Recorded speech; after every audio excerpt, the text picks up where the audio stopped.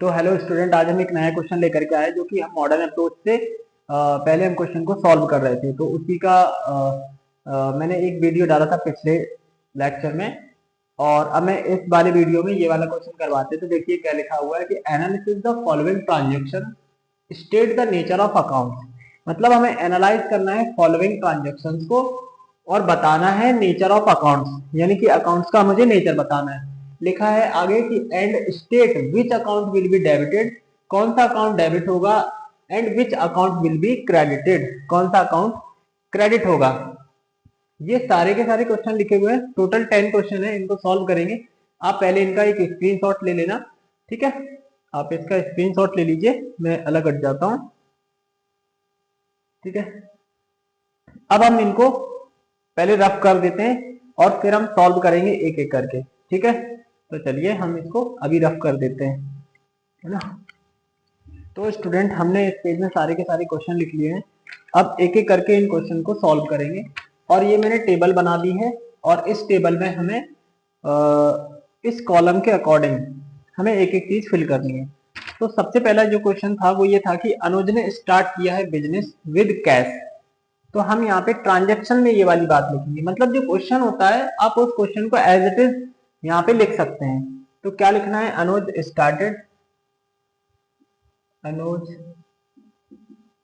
Started business with cash rupees 1 lakh. 1 lakh रुपए से business start किया है, ये कहा गया है इस ट्रांजेक्शन में। तो यहाँ पे इस ट्रांजेक्शन के अकॉर्डिंग कौन कौन से अकाउंट इसमें इन्वॉल्व हो रहे हैं। अब जब भी बिजनेस में हम पैसा लगाते हैं, यानी बिजनेस स्टार्ट किया तो पैसा लगाया है, तो यहाँ पर एक तो हो जाएगा कैश अकाउंट इन्वॉल्व, ठीक है। दूसरा यहाँ पर हो जाएगा कैपिटल अकाउंट इन्वॉल्व। देखो, जिस व्यक्ति ने पैसा लगाया है हम उसका नाम लिख करके भी यहाँ पे बोल सकते हैं अनुज कैपिटल, ठीक है। कैपिटल अकाउंट हो गया, कैश अकाउंट हो गया। इस अकाउंट का नेचर बताना, तो नेचर हमें मैंने एक पिछले वीडियो में बताया था कि कैपिटल हमें बताना है कि उसका नेचर कैपिटल है, उसका नेचर लायबिलिटी है ना। ये मॉडर्न अप्रोच से मैंने ये बताए थे अकाउंट, या फिर वो एक्सपेंस है ना, या फिर एसेट्स है, या वो रेवेन्यू है, ठीक है। तो इनमें से हमें नेचर फाइंड आउट करना है। तो कैश जो होता है वो एसेट्स होता है, मैंने यहाँ पे नेचर ऑफ अकाउंट्स में लिखा एसेट्स, और कैपिटल किस में आएगा, कैपिटल में आएगा। यहाँ पर मैंने कैपिटल लिख दिया, ठीक है। इसके बाद हाउ अफेक्टेड, मतलब ये कैसे प्रभावित हो रहे हैं। तो एसेट्स जो है वो बिजनेस में लगाया जा रहा है, और कैपिटल भी बिजनेस में लगाया जा रहा है। तो यहाँ पर एक समझने वाली बात यह है कि बिजनेस के मतलब 2 अकाउंट होते हैं, एक कैश अकाउंट होता है, एक कैपिटल अकाउंट होता है, ठीक है। तो यहाँ पर कैश भी इंक्रीज हो रहा है, क्योंकि बिजनेस में कैश लगाया जा रहा है तो कैश इंक्रीज हो रहा है, और कैश ही कैपिटल के रूप में लग रहा है तो कैपिटल भी इंक्रीज हो रहा है। तो हम यहाँ पे क्या लिख देंगे, इंक्रीज, यहाँ पर लिखेंगे इंक्रीज। पिछले वीडियो में हम बता चुके हैं कौन सी चीज इंक्रीज होती है तब डेबिट होते हैं, कौन सी चीज इंक्रीज होने पे क्रेडिट होती है, या डिक्रीज होने पर क्रेडिट होती है, डिक्रीज होने पे डेबिट होती है, ठीक है। ये हम पिछले वीडियो में बता चुके हैं। तो जब एसेट्स इंक्रीज होते हैं तो उसको हम डेबिट में लिखते हैं, तो हमने यहाँ पर लिख दिया 1 लाख। और कैपिटल इंक्रीज होता है तो उसका जो अमाउंट है वो हम लिखते हैं क्रेडिट में, यहाँ पर लिख दिया हमने 1 लाख, ठीक है। तो ये पहली जो एंट्री है वो डन हो चुकी है, ठीक है। ये पहली एंट्री थी, डन हो चुकी है। दूसरी एंट्री क्या कहती है, दूसरी एंट्री कहती है कि डिपॉजिट किया है cash into bank for opening an account. Account खोला है बैंक में, उसके लिए 50,000 रुपए जमा किए हैं। तो यहां पर हम लिख देंगे deposit deposit cash into bank ₹50,000। ठीक है, कौन कौन सा अकाउंट इन्वॉल्व होगा? एक तो इसमें बैंक अकाउंट इन्वॉल्व होगा और एक इसमें कैश अकाउंट इन्वॉल्व होगा। ठीक है, क्योंकि कैश डिपॉजिट हो रहा है बैंक के अंदर और बैंक में डिपॉजिट हो रहा है, इसीलिए बैंक भी इसमें इन्वॉल्व हो जाएगी।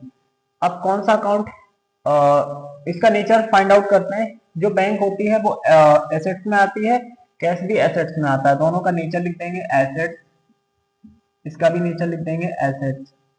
ठीक है, बैंक का जो अमाउंट है वो हो रहा है इंक्रीज और जो कैश का अमाउंट है वो हो रहा है डिक्रीज। ठीक है, डिक्रीज। एक चीज समझो यहां पर, देखो अभी मैंने थोड़ी देर पहले क्या बताया था कि बैंक जो बिजनेस है, बिजनेस के दो अकाउंट है, एक कैपिटल अकाउंट और एक कैश अकाउंट। तो कैश अकाउंट में ही, मतलब कैश अकाउंट को ना दो पार्ट में डिवाइड कर दिया जाता है। कैसे?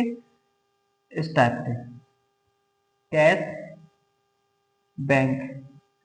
अब कैश का जो पैसा है वो बैंक में जा रहा है, दोनों ही एसेट, लेकिन कैश का पैसा बैंक में जा रहा है तो ये हो जाएगा डिक्रीज यानी कि माइनस और ये हो जाएगा प्लस। तो इसीलिए यहाँ पर बैंक इंक्रीज हो गई है और ये डिक्रीज हो गया। ठीक है, यहाँ पर बैंक का पैसा इंक्रीज हुआ है तो ये किस में लिखा जाएगा? डेबिट में। 50,000 हमने यहाँ लिख दिया, इसको लिखा जाएगा यहाँ पे क्रेडिट में 50,000। ठीक है, एसेट का पैसा डिक्रीज होता है तो क्रेडिट में लिखते हैं। नेक्स्ट जो क्वेश्चन है वो लिखा है विड्रॉ किया है कैश फॉर पर्सनल यूज। हमारी बात को समझना, इसका मैं एक छोटा सा वीडियो स्क्रीन रिकॉर्डिंग करके हम छोटा सा वीडियो लगा देंगे इसी वीडियो में अगर पॉसिबल हुआ तो। और उसमें जैसे टैली के अंदर हम एक एंट्री करते हैं कॉन्ट्रा वाउचर वाली, तो ये वाली अगर एंट्री देखी जाए कौन सी, पहले मैं लिख देता हूँ फिर बताता हूँ। देखो यहाँ पे 3rd नंबर वाली जो एंट्री है लिखा है कि विड्रॉ किया है, withdraw cash for personal use 5,000। ठीक है, पर्सनल यूज ₹5,000। ठीक है, समझ में आया? तो ये वाली जो एंट्री है अगर टैली के अंदर कैसे करी जाएगी, तो एक कॉन्ट्रा वाउचर होता है, कॉन्ट्रा वाउचर में वो एंट्री की जाती है जो बिजनेस का ही पैसा है उसको बैंक में जमा कर रहे हैं और वही बैंक का जो पैसा है वो बिजनेस में यूज करने के लिए निकाल रहे हैं, तब हम कॉन्ट्रा वाउचर की एंट्री करते हैं। और अगर हम पर्सनल यूज के लिए निकालेंगे तो टैली के अंदर एक एंट्री होती है पेमेंट वाउचर में। ठीक है, जहां पे जो बैंक अकाउंट होता है वो डेबिट हो जाता है और कैश अकाउंट क्रेडिट हो जाता है। ठीक है, नहीं, कौन सा अकाउंट, अगर तो जहां पर बैंक जो अकाउंट होता है वो क्रेडिट हो जाता है और कैश अकाउंट डेबिट हो जाता है। ठीक है, जब हम कब निकाल रहे हैं तो पर्सनल यूज के लिए निकाल रहे थे, तो यहाँ पे पर्सनल यूज के लिए निकाला गया है। ठीक है, तो यहाँ पर हम कैसे कर रहे होंगे एंट्री, देखो इसमें कौन कौन सा अकाउंट इन्वॉल्व हो रहा है, तो हम एक अकाउंट बनाते हैं जिसका नाम दे देते हैं विड्रॉ। जब हम पर्सनल यूज के लिए निकालते हैं तो हम विड्रॉ अकाउंट बना लेते हैं। फिर एक होता है कैश अकाउंट। तो यहाँ पर देखो जो विड्रॉ है वो किसके अंदर आएगा?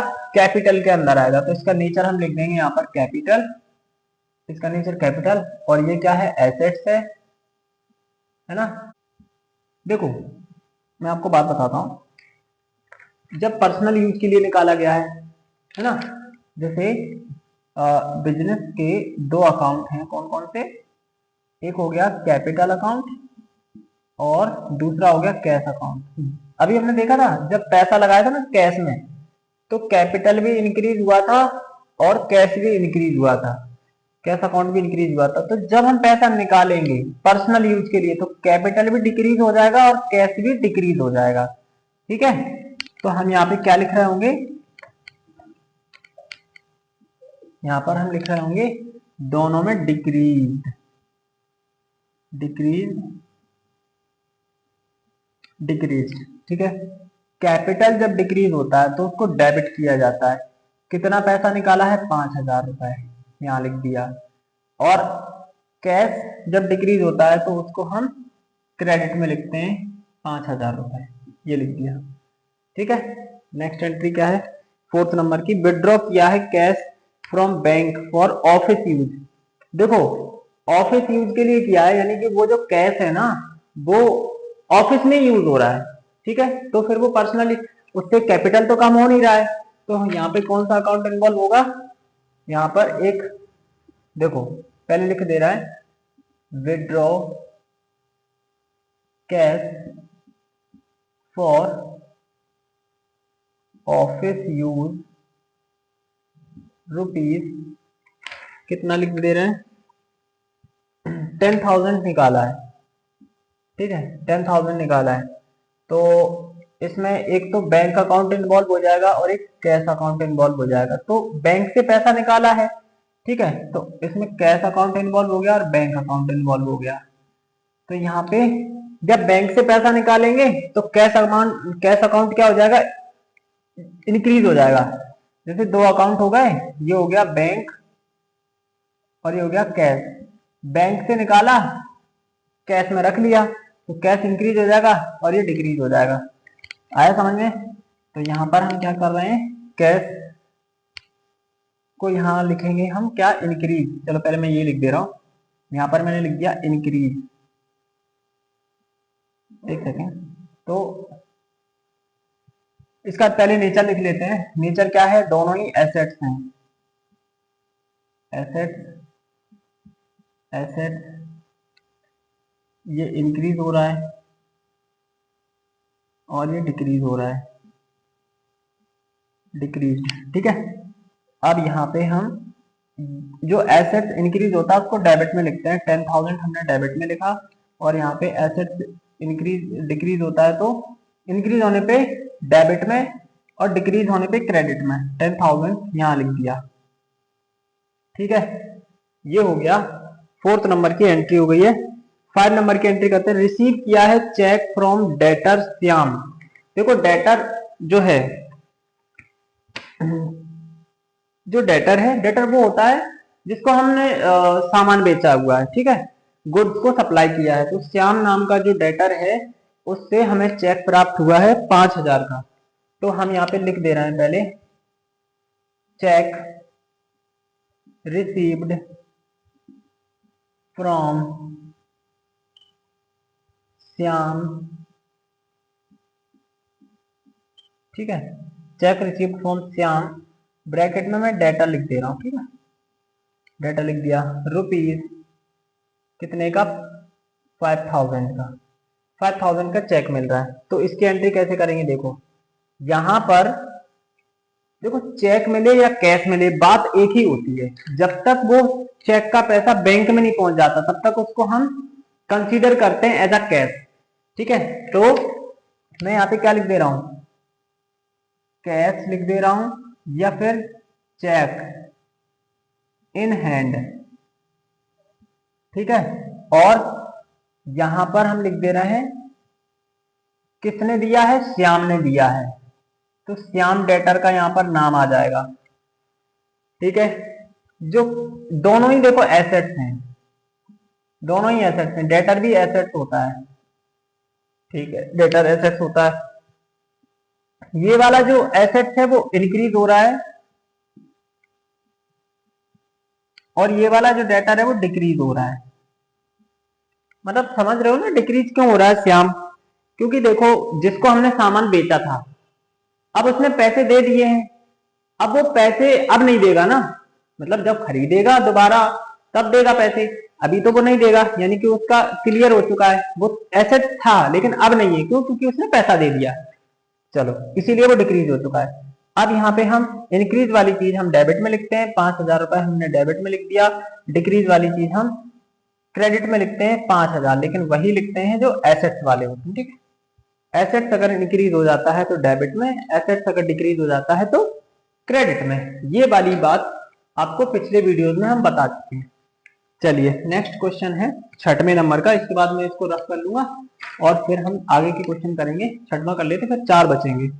डिपॉजिट श्याम चेक, नहीं हाँ ये वाली एंट्री है, मतलब जो चेक इसको मिला ना, यही वाला चेक कहां पे जमा कर दिया, बैंक में जमा कर दिया। तो देखो deposit, deposit, deposited cheque into bank, ठीक है ये ना, deposited Shyam cheque into bank, जो भी है चेक बैंक में जमा कर दिया। तो अब यहां पे क्या होगा,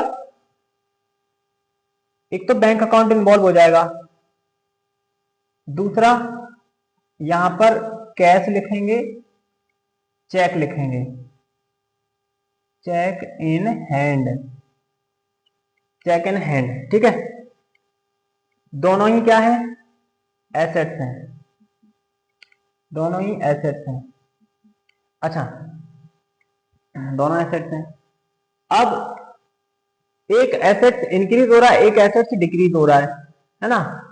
तो ये बैंक में पैसा पहुंच जाएगा तो बैंक इंक्रीज हो जाएगा, तो यहां पे लिख दिया इंक्रीज, इंक्रीज, यहां पर हो जाएगा डिक्रीज्ड, ठीक है। अमाउंट लिख देते हैं कितना, 5000, यहां पर भी लिख दिया 5000, ठीक है।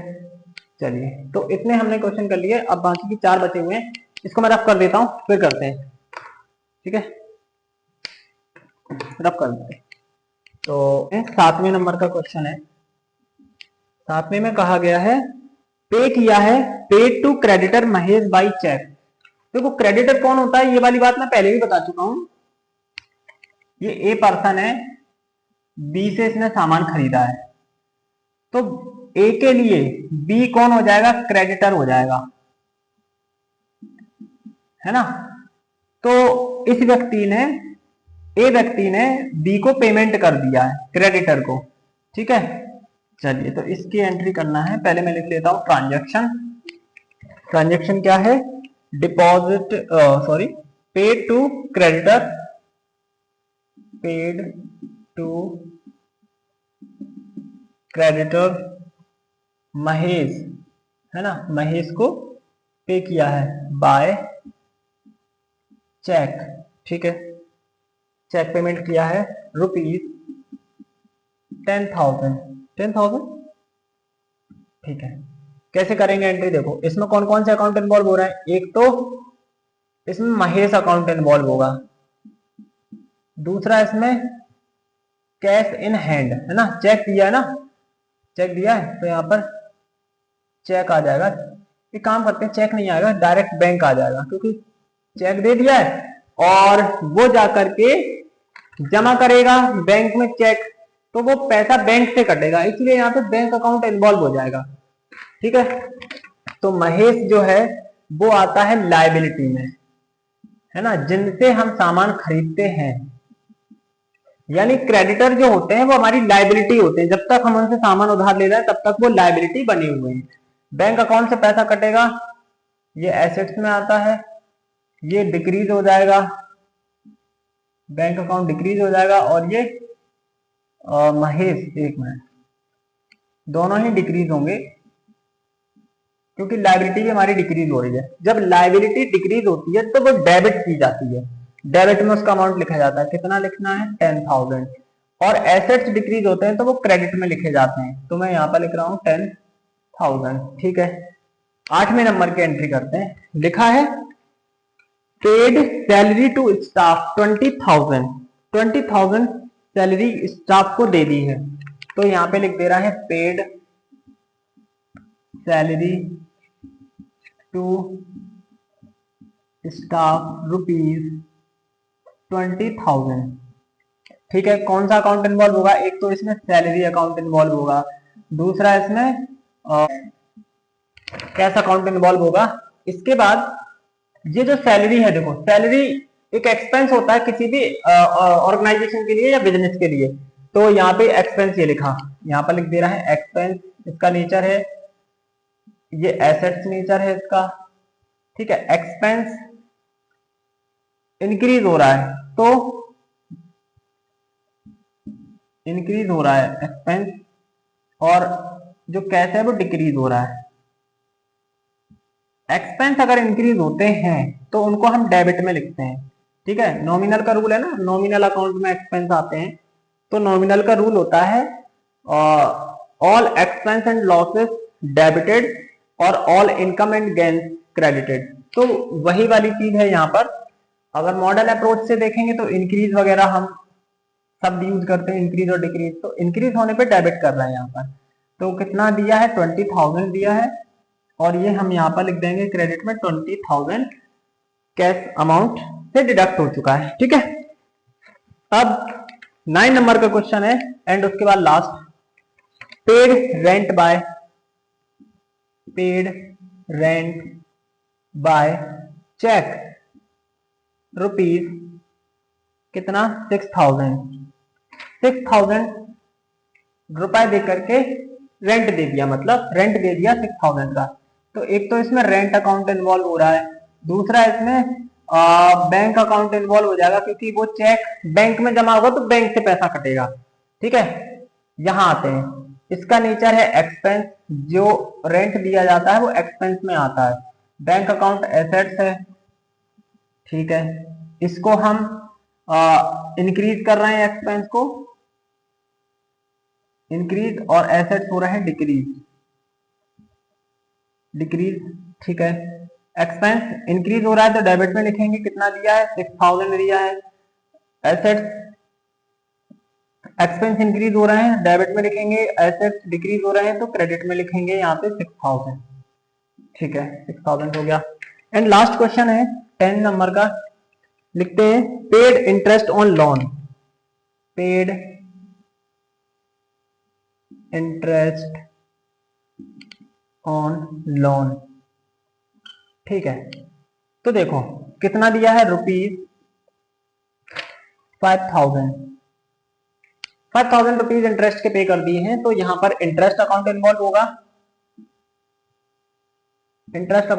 होगा, और यहाँ पे कैश अकाउंट इन्वॉल्व होगा, कैश अकाउंट इन्वॉल्व हो जाएगा। ठीक है, कैश अकाउंट इन्वॉल्व हो जाएगा।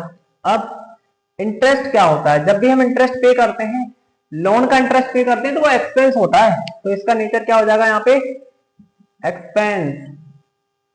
कैश क्या है, एसेट्स है, एक्सपेंस इंक्रीज हो रहे हैं। ठीक है, और ये वाला एसेट्स डिक्रीज हो रहा है, डिक्रीज क्या हो जाएगा, 5,000 दिया है, एक्सपेंस डेबिट में, और एसेट्स डिक्रीज हो रहे हैं इसलिए क्रेडिट में। आई होप ये वाला क्वेश्चन आपको अच्छे से समझ में आया होगा। ठीक है, अगर आपको कोई डाउट है तो आप कमेंट करिए और बताइए कि आपको क्या इसमें समझ में नहीं आया। मैं उसका सेपरेट वीडियो बना करके आपको समझाने का प्रयास करूंगा। ठीक है, आप इसका बढ़िया तरीके से आप इसके नोट्स बना सकते हैं। और एक बुक है, मैं आपको दिखा देता हूँ, ये वाली बुक है जो मैं यूज कर रहा होता हूँ। ये वाली बुक है डबल एंट्री कीपिंग बुक, ये वाली बुक क्लास 11th की ये बुक है, और ये TS ग्रुएल्स की बुक है। बहुत अच्छी बुक है, इसी से हम सारे क्वेश्चन करवा रहे हैं। और ये इलस्ट्रेशन नंबर, अच्छा उसमें क्वेश्चन नहीं लिखा रहता है, ऐसे लिखा रहता है इलस्ट्रेशन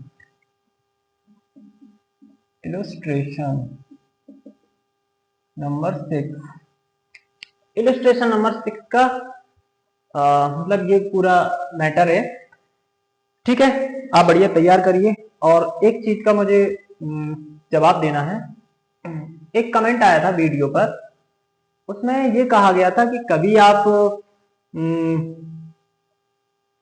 आप अकाउंट पढ़ाते हो, कभी आप SST पढ़ाते हो, डिफरेंट टाइप के सब्जेक्ट पढ़ाते हैं। तो मेरा उनको ये जवाब है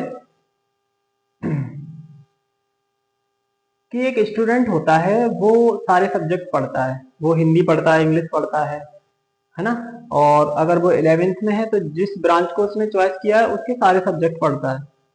दूसरी बात, अगर 9th 10th का भी स्टूडेंट है तो उसको ऑलमोस्ट कितने 6 सब्जेक्ट होते हैं। अब तो जब मैं पढ़ता था तो 6 सब्जेक्ट होते थे, और अभी के समय में कंप्यूटर वगैरह भी आ गया है, IT वगैरह भी, और फिजिकल वाले जो सब्जेक्ट होते हैं वो भी आ गए हैं।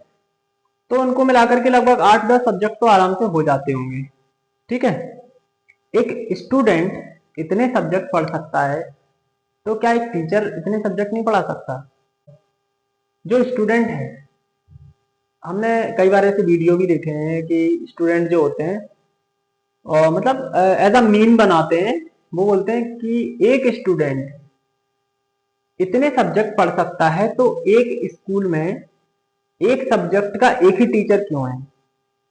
एक सब्जेक्ट को मतलब सारे सब्जेक्ट को पढ़ाने वाला एक ही टीचर होना चाहिए। तो तब से मेरे मन में ऐसा आया कि क्यों ना मतलब जितनी हमारी क्षमता है किसी भी स्टैंडर्ड की क्लास को अगर मैं पढ़ा रहा हूँ तो कम से कम मैं उसके सारे सब्जेक्ट पढ़ा पाऊँ। ठीक है, इसी उम्मीद से पढ़ाता हूँ। बाकी मेरा कोई ऐसा कोई उद्देश्य नहीं है कि मतलब बच्चों को भ्रमित करने का। ठीक है, तो इसलिए ऐसी आपके मन में डाउट नहीं होना चाहिए। चलिए ठीक है, टॉपिक अलग है, आपको जो भी लगे। ऐसा कमेंट मुझे पढ़ने को मिला था इसीलिए मैंने इसका जवाब दे दिया। बाकी आपकी मर्जी। जय हिंद।